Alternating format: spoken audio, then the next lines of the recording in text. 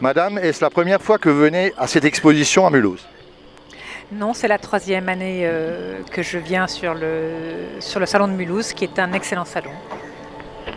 Comment avez-vous connu le salon, madame? Par la presse ou par Internet ou par de la documentation? Et nous avons été démarchés à Paris. Madame Martine Oberlé attend son mari à l'accueil. Merci. Allez-y. Je coupe après de toute façon. Nous avons été démarchés lors d'un salon à Paris par l'organisation Par Art 3F. l'organisation. Art 3F. Et j'ai lu dans le journal, beaucoup d'artistes ne savaient pas où est Mulhouse. C'est peut-être une insulte de vous dire que vous ne saviez pas où est Mulhouse, vous saviez où était Mulhouse. Bien entendu. Mulhouse fait partie de la Lorraine et c'est une ville frontalière avec la Suisse, donc c'est tout à fait une ville plus qu'admirable. Non, je blaguais, c'était un artiste japonais qui disait dans le journal, il a regardé à Mulhouse, c'est où? Mais il a vu Bâle, Basel, Art Basel, je viens. Vous avez beaucoup d'humour, monsieur, mais je pense que tout le monde connaît cette belle ville, celle de Mulhouse. Madame, l'expo a démarré vendredi soir, sans me dévoiler vos secrets et vos chiffres. Avez-vous beaucoup de contacts? Êtes-vous content de cette foire? Trouvez-vous le public qui répond à votre art? Alors, je fais de l'art cinétique et j'ai été agréablement surprise puisque le public a accueilli mon travail avec beaucoup d'enthousiasme. Parlons un peu technique, madame, sans rentrer trop dans les détails. Parce que Orin TV est diffusé sur Internet, sur Facebook, sur YouTube. Donc le monde entier vous voit, dont notamment l'Alsace, dont notamment les Américains, les Anglais, parce qu'on fait quelques traductions. Est-ce que, brièvement, vous pourriez me dire comment vous faites votre technique? Quelle est exactement votre façon de travailler? Alors, c'est un travail très mathématique, c'est de la superposition. Et c'est vous qui êtes le moteur de mes œuvres et c'est en vous déplaçant que l'œuvre bouge. Sans vouloir vous insulter, c'est un tout petit peu comme l'hologramme. On va dire que ça rentre dans la famille de l'hologramme, mais c'est plus de l'optical art et c'est de la superposition. Comment vous gravez la plaque de plastique? Par un stylet ou alors sur une imprimante? Vous faites d'abord une maquette, comment ça se passe? C'est de l'impression numérique à plat et il y a deux faces, donc deux tableaux en un et c'est cette superposition qui donne ce mouvement que vous voyez. Donc vous numérisez une feuille noire à l'arrière, ou c'est c'est l'imprimante qui fait le noir, et vous numérisez également une plaque en verre.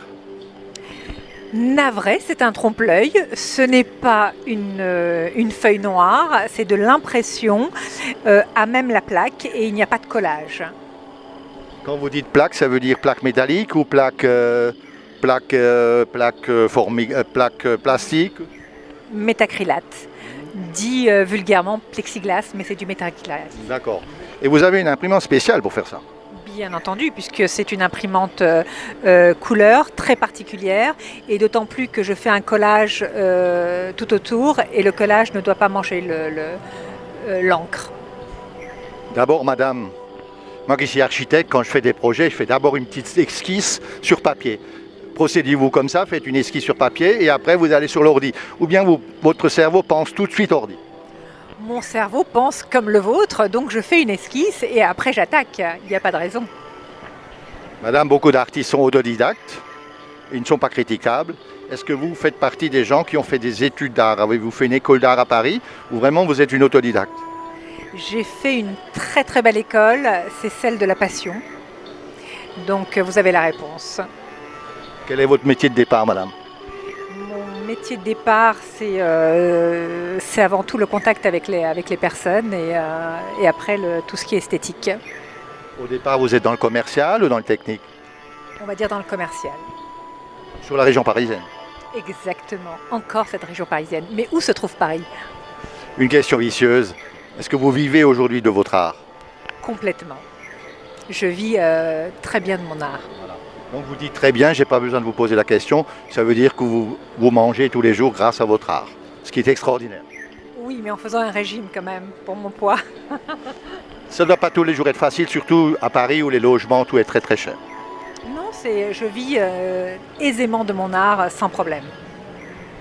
Madame, sans me dévoiler de nom, votre clientèle, elle se situe où? C'est le grand public, des bourgeois ou des gens très passionnés d'art ou des investisseurs, style Bernard Arnault, etc.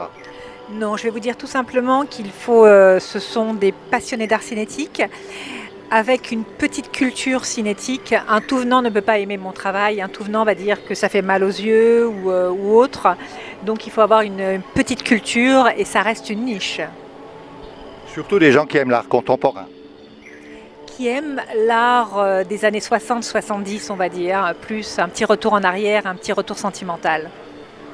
Est-ce que vous pourriez me commenter ce tableau? Est-ce que c'est un escargot ou c'est rien du tout, c'est votre imagination? C'est juste un spirographe.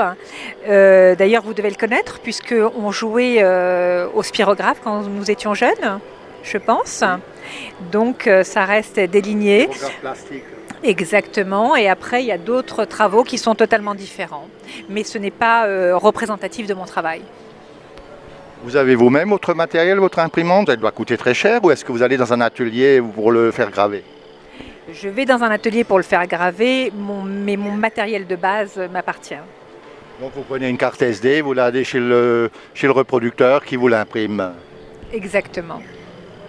Et le cadre, tout ça, vous le montez vous-même ou bien c'est un spécialiste du plastique qui vous fait? C'est un artisan qui me fait mon collage et c'est un travail, et c'est un collage de musée, donc c'est un travail très particulier et il faut être bien consciencieux. À peu près. Cette année, vous avez fait combien d'expos en France ou en international? Il faut compter 10 belles expositions dans l'année qui prennent beaucoup de temps. Comme votre art est très sélectif, bon, de par le monde, il y a assez d'amateurs. Vous sélectionnez quand même un peu les expos, il y a beaucoup de monde et vous sentez qu'il y a quand même un public un petit peu... ici, nous sommes près de Bâle, nous sommes près de l'Allemagne, il y a quand même un pouvoir d'achat, énormément de gens travaillent en Suisse. Vous faites une petite sélection des salons parce que vous devez être sollicité. Exactement, je suis sollicitée, je viens de finir Art Élysée et juste après cette belle expo à Mulhouse, je serai à Strasbourg la semaine qui arrive.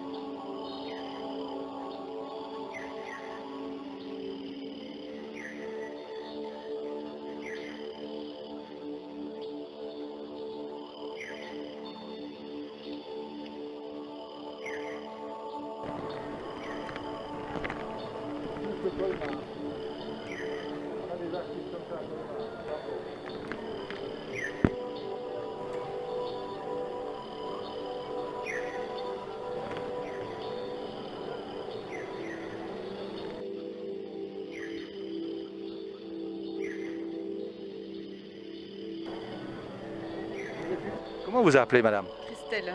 Christelle. Christelle, vous êtes venue aujourd'hui avec votre mari à cette exposition d'art. Qu'est-ce qui vous pousse à voir ces expos? Vous êtes vous-même artiste ou bien vous êtes amateur peut-être éclairé d'art? Ou est-ce que vous êtes simplement des simples promeneurs? Non, moi, j'aime bien l'art, donc je suis amateur. Vous avez de l'art chez vous? Bah non, justement, c'était l'occasion de venir voir. Ici, il y a vraiment de belles choses. J'ai déjà repéré de beaux tableaux. Vous avez repéré, madame. Monsieur va préparer le chéquier. Ah bah après, on verra. Bon, il peut le payer en liquide. Hein. Ah oui, mais il veut couper là, vous voyez. Non, mais c'est pas grave. Qu'est-ce qui vous plaît spécialement dans ce genre d'expo? C'est qu'il y a différents artistes. Vous êtes plutôt contemporaine, madame? Ah non, mais moi c'est l'instinct, il faut que ça me plaise. C'est Ce genre de sculpture du crocodile, qu'est-ce que vous en dites? sympa. Et là, je viens de faire le stand d'un artiste colmarien. Je l'appelle le Picasso colmarien. Vous avez vu? C'est pas mal. Hein? Oui, ça ressemble. Mais j'aime pas trop quand on copie, moi. Il a quand même mis sa petite graine. Hein? Oui, mais c'est un peu trop coloré pour moi. Vous avez fait déjà tout le tour, madame? Pas tout à fait, non, je fais une pause. Là, vous faites une petite pause. Hein? Bon, il ne ferme qu'à 20 heures, donc vous avez encore 2h30 devant vous. Dans l'ensemble, vous n'êtes pas déçu, madame? Non, pas du tout, non. Ai-je le droit de vous demander, vous venez du Haut-Rhin ou d'ailleurs? Du territoire de Belfort. Donc des amis proches d'ici, quoi. Avant, on était alsaciens, non? Voilà, Belfort était allemand dans le temps et alsacien, donc on est des copains, on est des amis, quoi. Ah, bon. On est de la même famille. Voilà. Il faut dire que sur Mulhouse, il y a quand même beaucoup de choses qui se passent. Par contre, vous avez sur Besançon un Noël extraordinaire. Mais Mulhouse, il y a quand même, ça bouge quand même, hein. Non, à Mulhouse, il y a toujours des belles expositions. C'est vrai que c'est vraiment très intéressant. Très carré, très bien organisé. Ah bah l'alsacienne, hein. Mais j'aime bien. Vous aimez bien, comme beaucoup de Belfortaines, et en plus vous êtes du territoire, vous êtes à 35-40 minutes, hein. Mais je suis pas belfortaine, moi.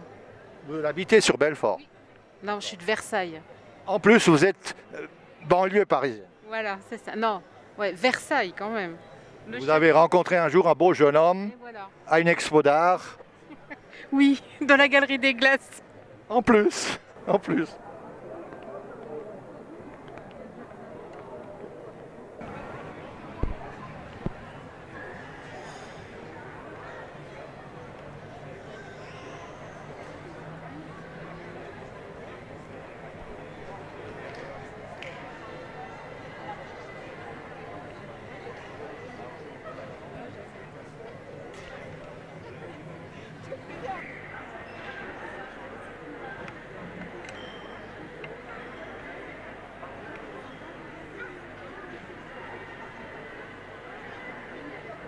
Je pense qu'on va avoir les prix.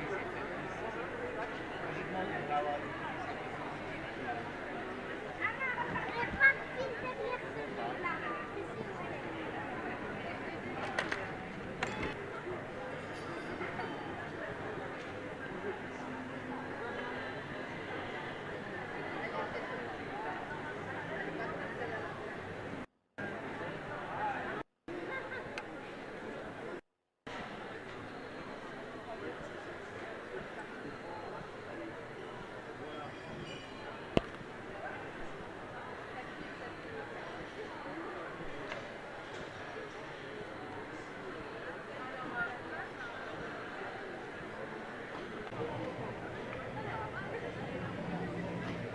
L'entreprise Sodico, qui est le fils du fondateur de l'entreprise Sodico. Monsieur Claude, vous m'avez dit tout à l'heure que vous êtes directeur ou sous-directeur de l'entreprise. Et vous pouvez me rappeler votre rôle exact dans l'entreprise? Bien, nous sommes effectivement deux frères. Je m'occupe pour moi, en ce qui me concerne, de trouver les marchés, de trouver les terrains, de mettre au point les bâtiments avec les architectes. Mon frère ensuite les construit et je revends le tout. Quand vous dites vous revendez le tout, vous avez une équipe d'abord qui vous cherche un terrain. Oui, les terrains, c'est moi qui les trouve, effectivement. Donc vous êtes aussi un petit peu l'homme à tout faire, vous faites beaucoup de choses. Il y a aussi votre frère dans l'entreprise. Que fait votre frère dans l'entreprise? Mon frère, comme je le disais, s'occupe de la gestion administrative et technique des opérations. Donc il s'occupe de faire en sorte que tout le rêve que je vends puisse être réalisé. Et que fait encore votre papa? Alors lui, il est à la retraite, il a 83 ans, donc le matin, après avoir tué un sanglier ou avoir fait 30 km de vélo, il vient au bureau et il est en train de lancer actuellement une franchise de sport extrême. J'ai entendu parler de ce projet parce que je connais le jeune homme qui est en train de monter la chose avec lui, qui se promène avec une belle voiture Peugeot. Et il m'a dit qu'il fait quelque chose avec votre papa, mais je croyais qu'il faisait quelque chose avec vous-même. Je reviens à votre entreprise Sodico. Sodico, au départ, c'est une entreprise de gros œuvres, de maçonnerie. J'ai eu la chance de travailler avec eux. Et votre papa, il a viré vers la promotion. Aujourd'hui, à peu près, sans me dévoiler votre secret, éventuellement le chiffre d'affaires, s'il n'est pas secret, combien de chiffre d'affaires faites, combien vous êtes d'employés et combien à peu près de logements ou de maisons vous faites? Bon, le chiffre d'affaires, ça reste secret. Par contre, nous sommes 13 personnes. On sort actuellement 120 logements par an. Donc vous travaillez avec des architectes réputés de Mulhouse, dont j'ai vu notamment, vous m'avez dit tout à l'heure, vous cherchez des concours. Ça veut dire que vous n'achetez pas que des terrains et faites de la promo. Quand un grand concours se présente, quand une municipalité vous sollicite et dire Monsieur Sodico, ici j'aimerais un bâtiment, vous appelez ça un concours. C'est pas un concours d'architecture. Non, pas du tout. Non, en fait, on participe à des concours dans le sens où On aime bien bousculer un petit peu les codes. Donc quand on s'inscrit dans un concours, on propose nos solutions qui sont parfois un petit peu étonnantes ou tirées par les cheveux. Mais depuis 3 ans, on n'en a pas perdu un seul. Donc voilà, ça nous réussit. Même que vous êtes très bon, les villes demandent quand même la concurrence. C'est pour ça que vous dites concours. Ah ben non, de toute façon, sur un appel à concurrence, on va être systématiquement entre 5 et 20 promoteurs en concurrence. Ça, c'est quand le terrain provient de la commune. Quand le terrain provient de la commune. Et après, il y a certains terrains qu'on nous propose également sur lesquels on va simplement bosser avec un architecte pour édifier un programme toujours très peu dense en n'oubliant pas que ce sont à la fin des êtres humains qui vont habiter les logements. Ce n'est pas des simples prétextes à défiscaliser. Donc on va travailler aussi bien la densité, on va travailler la déco, on va travailler les panoramiques, les lumières, les espaces. On fait notre métier de la manière la plus sérieuse qui soit, en y impliquant toujours un petit peu de rêve et d'art. Je sais que votre papa était maçon, mais évidemment, il a évolué énormément dans ce domaine. Il a réussi d'une façon extraordinaire, je l'admire beaucoup. Qu'avez-vous fait comme études, monsieur Claude? Moi, j'ai une formation d'ingénieur commercial. J'ai fait l'école de commerce de Strasbourg, l'ESS. Ensuite, je suis parti dans d'autres voies parce que pour moi, il était hors de question de faire de l'immobilier. J'ai été bercé dans ce domaine toute mon enfance et puis voilà, ça ne m'intéressait pas. Vous avez toujours été chez forcément. papa dans le bureau? Non, jamais, jamais. Je suis là depuis 18 ans. J'ai travaillé 6 ans en Italie et j'habitais Venise avant de revenir à Mulhouse. Parce qu'à un moment donné, il était question qu'aucun fils ne reprenne l'entreprise. Exactement. Mon frère était dans la finance, moi j'étais dans la mode et la déco. Pas du tout ici à Mulhouse. Et brusquement, il y a eu un déclic. La naissance de mon fils à Mulhouse, voilà, qui a fait que je suis rentré là. Mon frère avait déjà rejoint l'équipe familiale depuis 1 an. Il me dit viens, il y a une carte à jouer, on peut faire de cette histoire immobilière quelque chose d'assez rigolo. Je vois Sodico, quand je vois le départ de votre papa dans un bureau avec une petite secrétaire ou maman au bureau, a drôlement évolué. Quels sont vos prochains objectifs? Êtes-vous des gens très ambitieux? Comptez-vous rester en Alsace? Vous développer encore plus? Ou faire de l'international? Ou faites-vous déjà de l'international? Ou changer de département?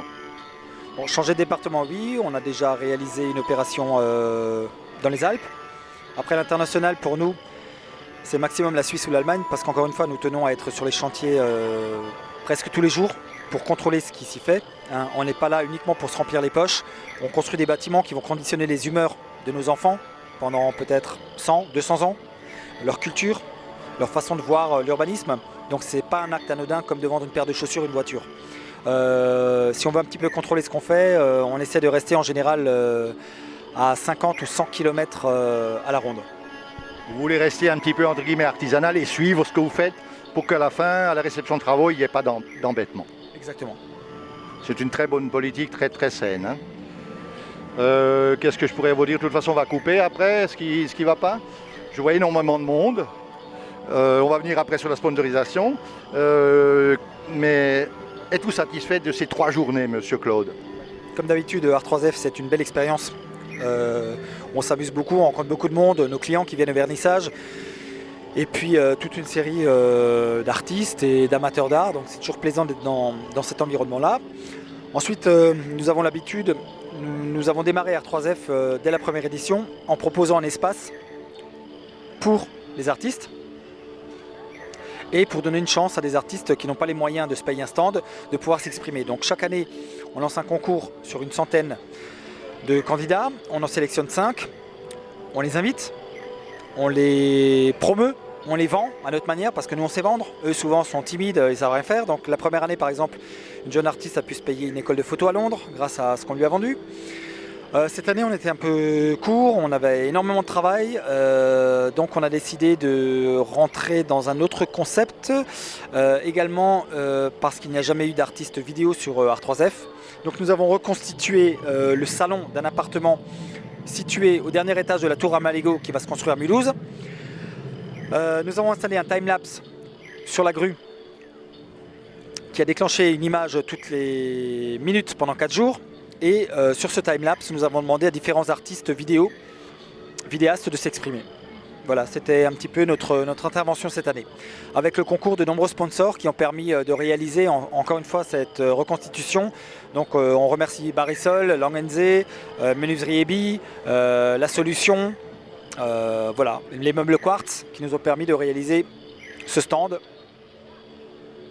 Monsieur Claude, est-ce que vous faites comme les projets d'État où l'architecte est obligé de mettre, je crois, 1% du budget dans une œuvre d'art? Est-ce que vous mettez sur des beaux ensembles, par exemple celui-là que vous allez faire en face du canal du Rhône-Rhin, est-ce que vous allez mettre une œuvre d'art dans un certain pourcentage de votre immeuble? Alors, depuis 2003, on a toujours mis une œuvre d'art sur nos réalisations parce que ça apporte une plus-value culturelle aux biens que nous vendons. On n'a jamais profité de ce pourcentage fiscal. On le fait simplement pour aider des artistes, on le prend dans notre marge, dans notre poche, voilà, pour ne pas être contraint à quoi que ce soit. Bien sûr, l'Almaligo, il y aura quelque chose. Nos œuvres, généralement, c'est des montants qui vont de 1500 à 30 000 euros les plus importantes en fonction du projet. Ça permet souvent à un artiste de vivre pendant 6 mois. Et encore une fois, ça apporte une image différente